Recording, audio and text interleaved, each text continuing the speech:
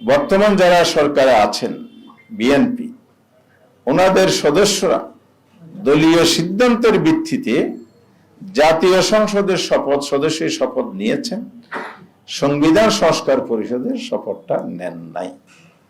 তাহলে বোঝা গেল আপনারা যে সংস্কারের জন্য ঐক্যমত্য কমিশন অংশগ্রহণ করলেন, জুলাই সনদ তৈরি হলো, আপনারা একই দিনে রেফারেন্ডাম এই যে হানা ভোটের জন্য দাবি করলেন, আবার জনগণকে হা ভোটের জন্য বিভিন্ন জায়গায় জনসভায় বলেছেন। সরকার গঠনের পর আপনারা সেই জায়গায় থেকে ইউ টার্ন নিয়েছেন, সম্পূর্ণ বিপরীত অবস্থানে চলে গেছেন। কাল 30 দিন শেষ হবে পঞ্জিকা দিবস অনুযায়ী, ক্যালেন্ডার ডে অনুযায়ী। এর মধ্যে যদি সরকার সংবিধান পরিষদের অধিবেশন না ডাকে বা ডাকার ব্যবস্থা না করে, তাহলে আমরা 11 দল আজকের এই বৈঠকে শীর্ষ নেতৃত্বের সাথে পরামর্শ করে আজকে বৈঠক ডেকেছি। সেই বৈঠকটাকে সুস্পষ্ট আমরা সিদ্ধান্ত নিয়েছি, এটি সরকারের জন্য আগামী দিনটি শেষ দিন সংসদ অধিবেশন ডাকার, জুলাই সনদে যেভাবে বলা আছে, অবিলম্বে যেন সরকার এই ব্যবস্থাটা নেন, অধিবেশন ডাকার ব্যবস্থা নেন। যদি না নেন তাহলে আমরা স্পষ্ট বলতে চাই, জাতির কাছে আপনারা ক্ষমা পাবেন না। বিশেষ করে সংসদ নেতাকে এটা প্রধানত দায়িত্ব নিতে হবে, যেহেতু এই প্রক্রিয়ায় তিনি সূচনা করবেন, আর সরকারকেও সে দায়িত্ব নিতে হবে।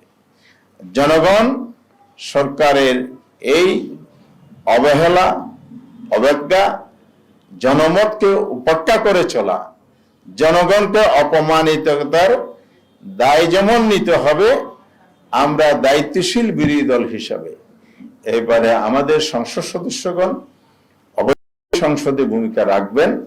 তার পাশাপাশি আমরা এটা সিদ্ধান্ত নিয়েছি, জুলাই সনদ বাস্তবায়নের জন্য যদি দ্রুত ব্যবস্থা না নেওয়া হয়, অর্থাৎ আগামী কালের মধ্যে যদি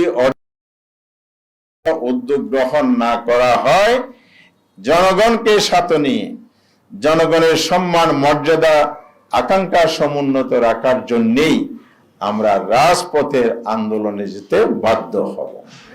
এবং খুব সহসাই শীর্ষ নেতৃবৃন্দের বৈঠক দেখে আমরা সেই আন্দোলনের কর্মসূচি ঘোষণা করব এবং জনগণকে সম্পৃক্ত করে জনগণের দাবি, জনগণের ভোটাধিকার যে বাস্তবায়ন করতে হবে, সেই দাবিতে আমরা ঐক্যবদ্ধভাবে রাজপথে নামবো ইনশাআল্লাহ। এটি হচ্ছে আজকের আমাদের মৌলিক সিদ্ধান্ত।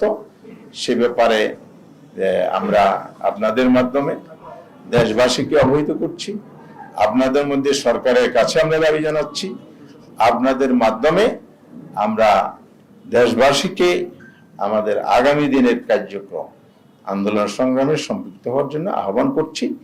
আমরা ইতিমধ্যে এই বিরোধী দলের অবস্থানটা ব্যক্ত করেছি। আমাদের বিরোধী দলীয় নেতা বাংলাদেশ জামায়াত ইসলামী আমির ডক্টর শফিকুর রহমান ইতিমধ্যে উনি বলেছেন, সংসদে আমরা গঠনমূলক ভূমিকা রেখেই সরকার সহায়তা করতে চাই। সরকার যদি সঠিক পথে না চলে, তাহলে আমাদেরকে সংসদে সরকারের এই ব্যর্থতা, সরকারের এই অবহেলা এবং দায়িত্বশীলতার পরিচয় না দিলে যেমন আমাদেরকে ভূমিকা পালন করতে হবে, তার পাশাপাশি রাজপথেও আমাদেরকে আন্দোলন গড়ে তুলতে হবে। সেই বিষয়ে আমরা আজকে আলোচনা করেই এই সিদ্ধান্তে পৌঁছেছি। আপনাদের সবাইকে ধন্যবাদ। সবার উদ্দেশ্যে আজকে আমরা মূল মেসেজ এটাই দিতে চেয়েছি। তার সাথে আরো কিছু প্রাসঙ্গিক বিষয় আছে, যেমন ইতিমধ্যে 6টি সিটি কর্পোরেশনে প্রশাসন নিয়োগ করা হয়েছে, এটা আমরা প্রটেস্ট করেছি। এটা আরেকটা ইলেকশন ইঞ্জিনিয়ারিং করার পায় তারা কিনা, এই প্রশ্ন তৈরি হয়েছে। কারণ কনস্টিটিউশনের সকল পর্যায়ে জনপ্রতিনিধি নির্বাচিত হবেন, তো প্রশাসন নিয়োগ মানে নির্বাচনকে এড়িয়ে চলা, প্রলম্বিত করা, অর্থাৎ ইলেকশন ইঞ্জিনিয়ার করা, নতুন ষড়যন্ত্র ফাঁদ তৈরি করা, এগুলো জনমনে নানা প্রশ্ন তৈরি হয়েছে। সরকার যেন এগুলো প্রত্যাহার করে নেন আর ঢালাওভাবে এখন দলীয়করণ হচ্ছে, প্রশাসনিক রদবদল হচ্ছে, পছন্দ হচ্ছে না। নিজেদের কথা অনুযায়ী দলীয় সিদ্ধান্ত বাস্তবায়নে যদি কোনো প্রজাতন্ত্র কর্মচারী দায়িত্ব পালন না করে তাকে পরিবর্তন করা হচ্ছে, এই বিষয়গুলো বন্ধ করতে হবে। কারণ এতে পেশাদারিত্ব নষ্ট হয়। দক্ষ এবং প্রফেশনাল স্কিল যে সমস্ত অফিসার আছে জীবনে ভূমিকা রাখতে পারে, তাদেরকে মেধাকে কিন্তু অবমূল্যায়ন করা হয় দলীয়করণের মাধ্যমে। অতীতে যেভাবে মেধাহীন লোকদেরকে দলীয় স্বার্থ সিদ্ধির জন্য এজেন্ডা বাস্তবায়নের জন্য বিভিন্ন জায়গায় বসানো হয়েছে, সে প্রক্রিয়া ইতিমধ্যে শুরু হয়েছে। সেটাও বন্ধ করার জন্য আমরা সরকারকে দাবি জানাচ্ছি।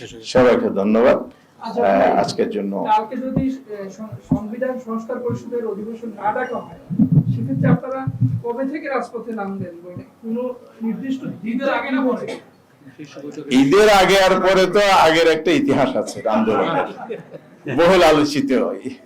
ঈদের আগ যে কবে, ঈদের পর যে কবে, এটার আর শেষ হয় না। লাগাতার আন্দোলনের শেষ নাই, যদিও সেই যুগে আমরাও তখন ছিলাম। তো আজকে এদিকে যেতে চাই না, আমরা দিনক্ষণ বলছি না। আমরা অল্প সময়ের মধ্যে এখন যেহেতু সামনে ঈদ, এটা তো বাস্তব। ঈদের আগে পরে আপনি হাসির যাই হোক না কেন, বাস্তব কথা। যেমন আমাদের অনেক নেতৃত্ব ওমরায় গেছেন, এতে কাবে আছেন, এগুলো বাস্তবতা। সুতরাং ঈদের আগে তো বসার সুযোগ হচ্ছে না। আমরা আন্দোলনটা রূপরেখা তৈরি করার জন্য আগামী এপ্রিল মাসের মার্চের 28 তারিখ শীর্ষ নেতৃবৃন্দের একটা বৈঠক প্রস্তাব করেছি। ওনারা সবাই একমত হলে 28 তারিখ বৈঠকে ভবিষ্যৎ আন্দোলনের রূপরেখা তৈরি হবে ইনশাআল্লাহ।